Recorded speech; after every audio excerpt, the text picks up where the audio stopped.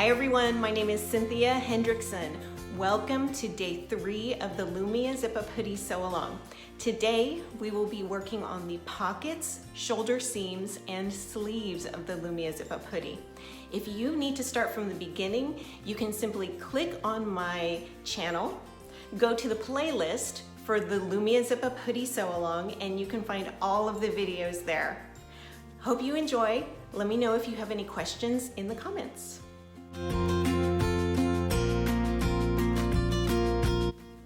Step 4 begins construction of the pockets. So we have the pocket pieces and the front pieces here. And what we're going to do is take the pocket piece and flip it so it's right sides together with the front piece. When you line up these pieces, make sure that the slant is on the top and that it slants outward and upward to make sure that you have the pieces on correctly. So all we'll do is pin on this curved edge. Now, don't mind these notches that you may see on my fabric. Those are actually these circles, which I cut as notches, and those will come into play in a future step. So just ignore those for now. So we'll pin both of these like so, and then take them over to the sewing machine. If you're adding piping to your jacket, then when you do this step, the piping will lay flat and sandwiched in between these two pieces, just like this. To complete step 4, we'll stitch this seam that we just pinned. Using a sewing machine, a straight stitch, and a 3/8 inch seam allowance.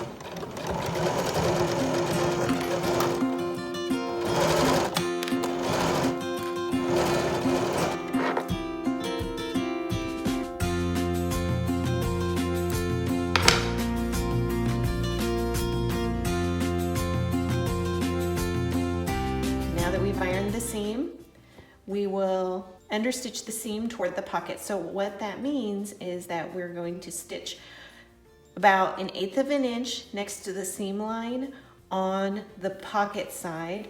That's going to be the side that goes on the inside. So the stitch line won't be visible from the outside of the garment.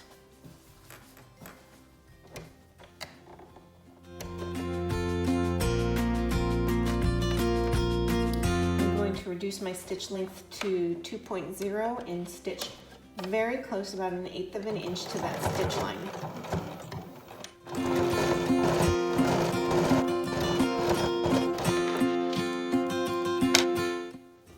Okay, here's our pocket attached, and you can see the original stitch line and then the understitch line.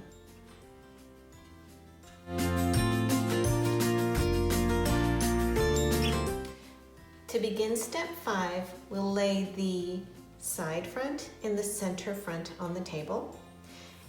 The center front has the pocket already stitched on, and what we're going to do is pin these two together. So they will pin together along this curved and straight edge, this curved and this straight edge. And you begin pinning by taking the center front and flipping it over and on top of the side front. So you're going to put the curved edges together, and there will be a small dog ear at the edge.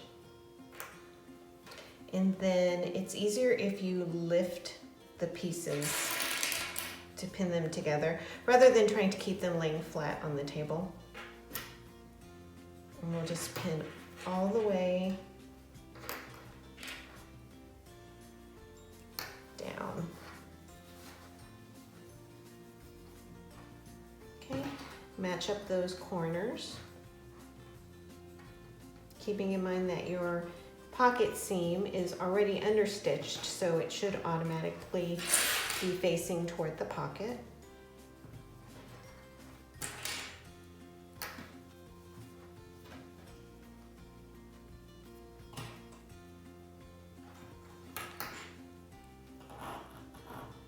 There we go. Once it's pinned, it will look like this, and we can take it over to the machine.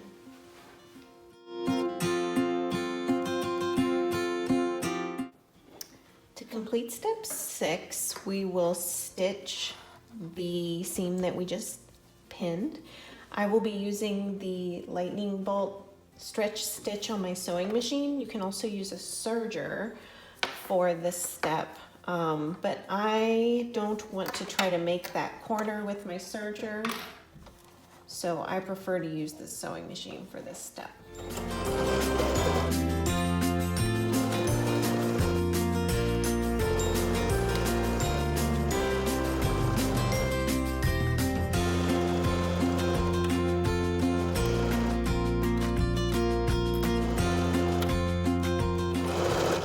When you get to the corner, put your needle down and turn your fabric to make it nice and neat.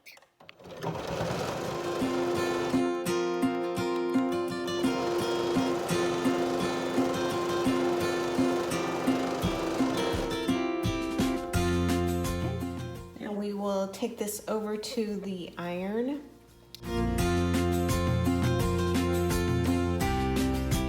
We're at the cover stitch machine. But before I begin doing any stitching, I want to go over step 7 with you in detail because to me this is one of the trickier steps. So we have the center front piece with the pocket attached, and we have now stitched it to this side front piece, and what we want to do is some top stitching. This is optional. You can completely skip this step if you want to. But I do want to show it because a lot of people want to top stitch and it can be tricky. We've ironed the seam in towards this center piece. So the seam is all under here, and we are going to top stitch all along this inside of this curve, all the way down to the circle mark on your pocket.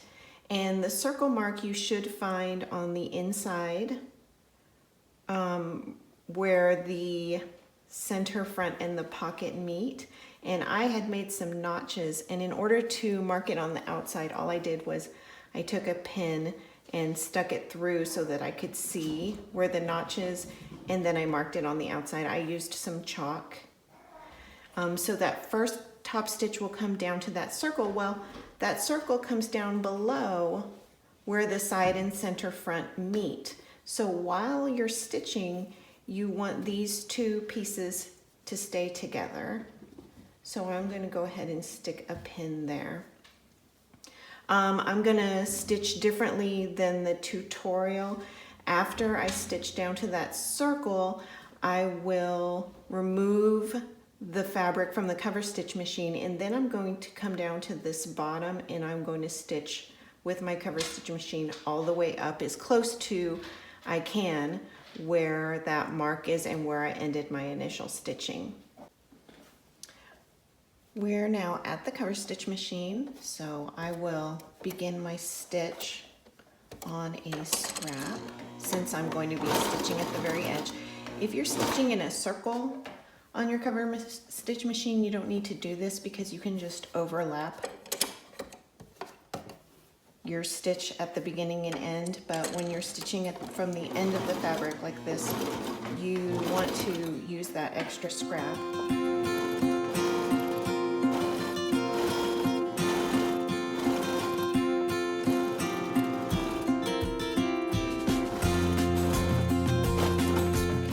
Here I have my pin holding all my pieces together, so I'm going to go over all the pieces all the way up to my mark. Okay, now I'm going to raise my needle,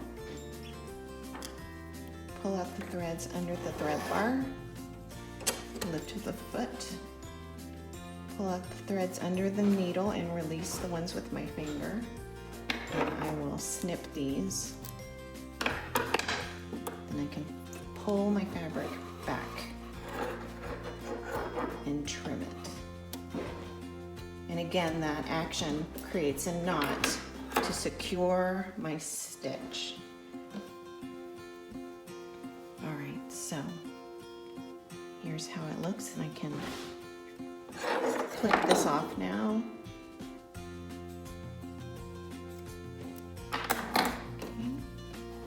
Now I've top stitched that curve all the way down to the first circle mark. So now what I'll do is I'll take this pocket piece and I'm going to stitch in the opposite direction and it's only the pocket piece. See, there's the understitching that I did. Now I'll do the top stitching.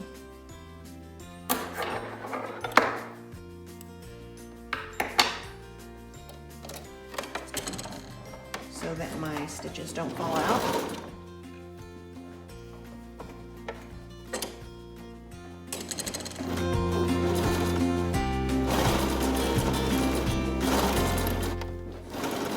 Okay, I'm now met the point where I ended. I'm going to raise up my needle.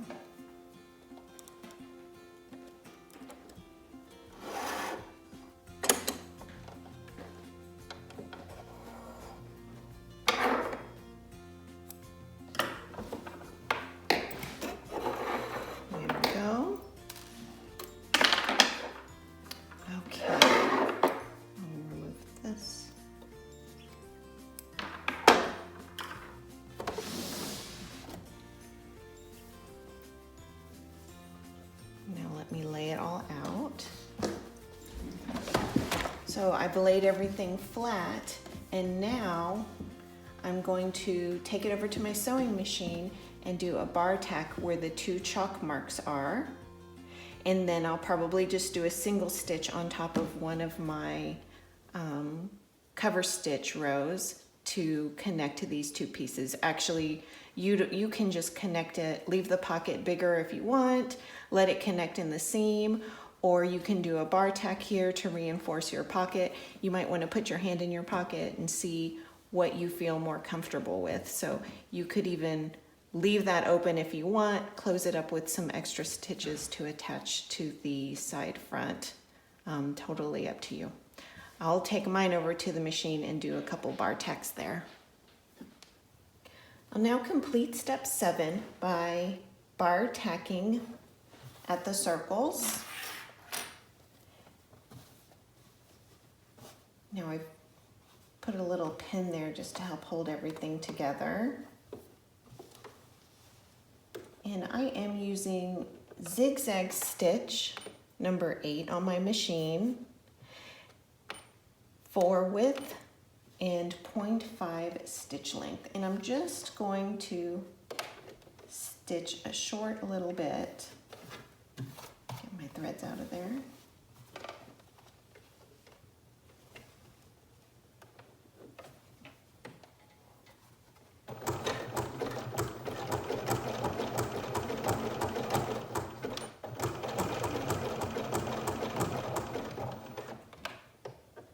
Just to give it a little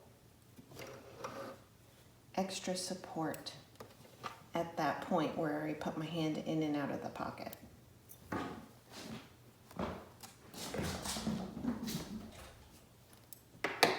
Okay. Thread. All right, and then we'll go to the bottom and do the same thing. The next step is to baste all around the outer edge of the pocket. So we will want to pin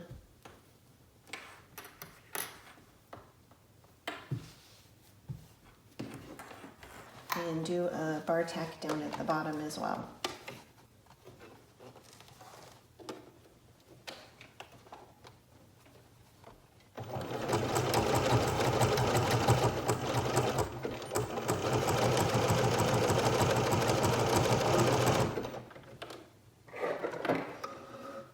I moved my bar tack down a little bit.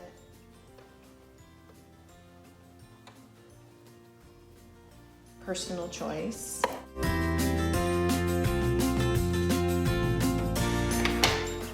And now we will switch to straight stitch and lengthen all the way up. We are going to do step 8, which is to baste all around the edges of the pocket.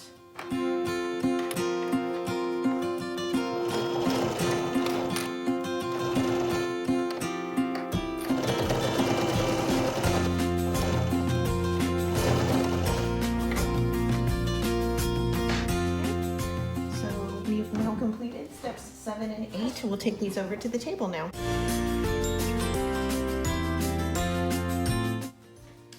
Moving on to step 9, it's a pretty simple step. We're going to pin and stitch the shoulder seams, and right here I have the back piece in front of you with the yoke that we've already stitched on. Before we do that though, I just wanted to show you my shoulder seams. I have added a thin strip of fabric. This is a scuba fabric, similar to the one that I'm using for my Lumia. It's just a scrap that I had hanging around. I use it to, you saw me using the same fabric to start my cover stitch. But all you do is cut a thin strip. This is about a 1/2 inch, and I stitched it on right at the seam allowance. Now what this will do is provide more stability at the shoulder seam so that when you're wearing your jacket, which has some weight to it, it won't pull and stretch on those shoulder seams, causing your jacket to hang lower at the shoulder than it's supposed to. You could use a scrap of fabric like this. You could even use some of the twill tape that you'll be using later for your zipper. There are lots and lots of different techniques for stabilizing shoulder seams, and you can search them online. The strategy that I'm using today is just to stitch it. I used a lengthened straight stitch right there into where the seam is going to be on the back piece, and then it will be included when I stitch the shoulder seams together. So I have here the front pieces, and I'm just going to line them up at the shoulder seam. You can also get a peek at what the inside of my jacket looks like after doing all that top stitching, because I didn't show it earlier. Yours may look a little different if you used a different top stitching technique, and that's okay. Okay, so now that I have the shoulder seams pinned, we'll take it over to the machine and just stitch here. To complete the shoulder seam, we will stitch these shoulder seams, and I'll give you another view of that little piece of fabric that I stitched. I will use my sewing machine, but you can also use your serger for this step if you prefer. And I'm going to stitch right at 3/8 inch seam allowance.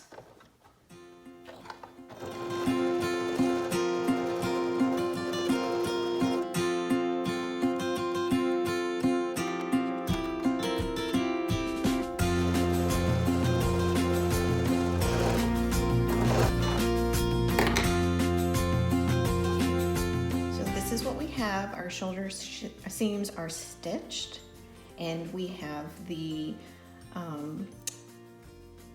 scuba fabric here helping us to stabilize our shoulder seams. And you have some options. You can iron it open and leave it.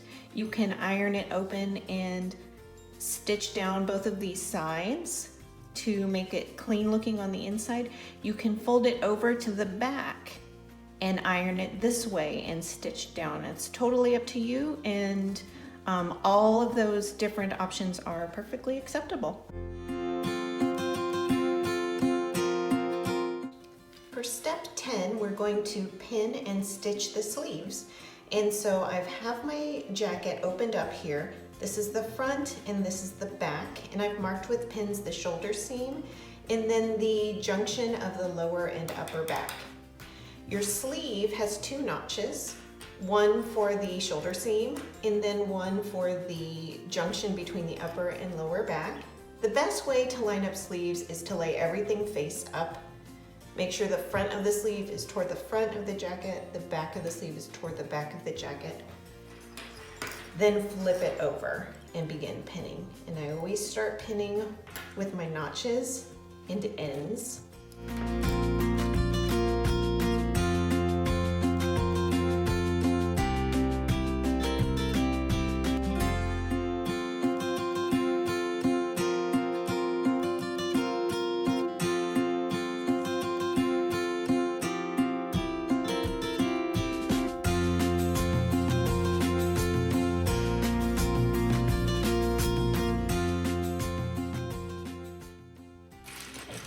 Now we'll flip it around and do the other side.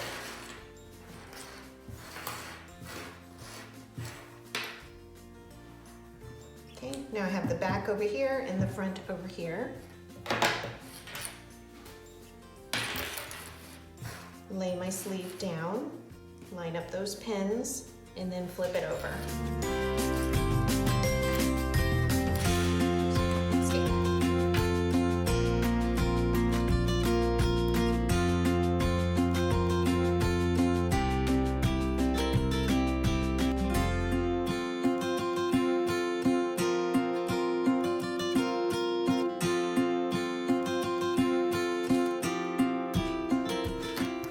There we go, and now we will take it over to the machine. To stitch on the sleeve, you need to use a stretch stitch or you can use your serger. And I am working on my sewing machine today. So I'll be using the lightning bolt stitch, number 6 on my machine. All the default settings.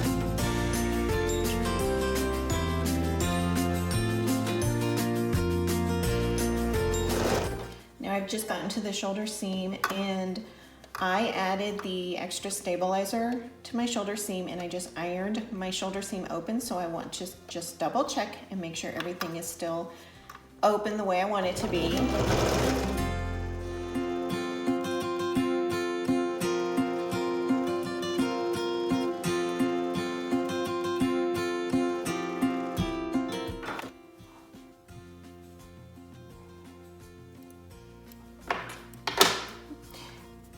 Here is what your shoulder seam looks like stitched, and then you'll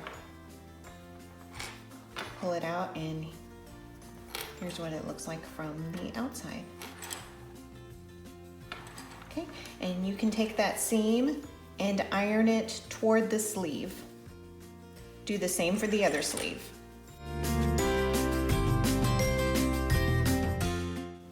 For step 11, we are going to pin and stitch the side seams.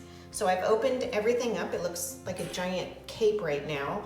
All I'm gonna do is fold it over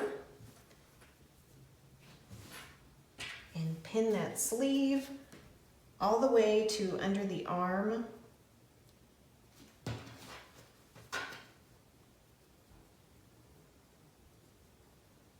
You should have ironed your sleeve seam already to get those seams nice and set. If you didn't, I suggest you go ahead and do that. I always iron my seams. It gives a really nice look to them, takes out the puffiness and sets them. You'll have a really nice looking finished product if you do that extra step of ironing. So there's one side pinned.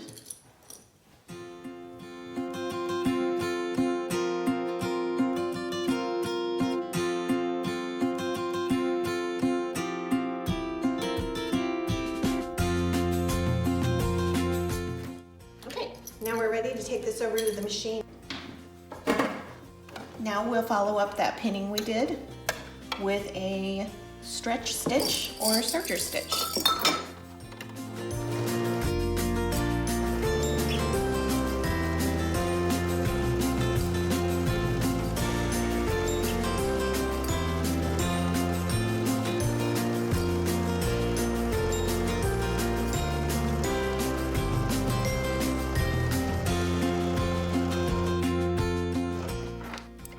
The other side as well. When I'm stitching a seam that includes a sleeve seam, I always like to start on the bottom. It's easier because that seam will be pointed toward the sleeve.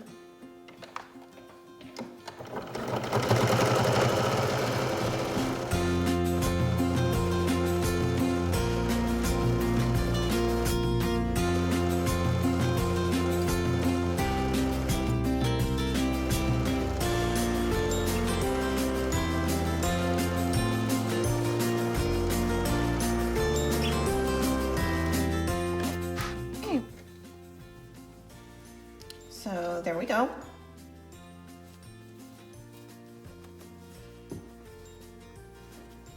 And then you can pull that sleeve through and it will really start to look like a jacket. So how did day 3 go? Let us know in the comments or head on over to the Greenstyle Facebook group and let us know on the day 3 sew along post. Just search #Lumia SAL to find all our posts for the week. We look forward to hearing from you.